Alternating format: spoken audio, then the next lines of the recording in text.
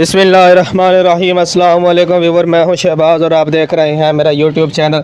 Viewer, आज हम बात करेंगे कि क्या हम इंजेक्शन जो है कपड़े के ऊपर से लगा सकते हैं। अगर लगा सकते हैं तो किस तरह लगाना चाहिए, या फिर जो है अगर हम लगाते हैं तो ये कितना ज़्यादा ख़तरनाक है। इस पर जो आज हम डिटेल में बात करने वाले हैं। अगर आप हमारे चैनल पर न्यू हैं, पहली बार आए हैं, तो आपसे रिक्वेस्ट है हमारे चैनल को सब्सक्राइब कर लें और साथ में जो है बेल आइकन को प्रेस लाजमी करें।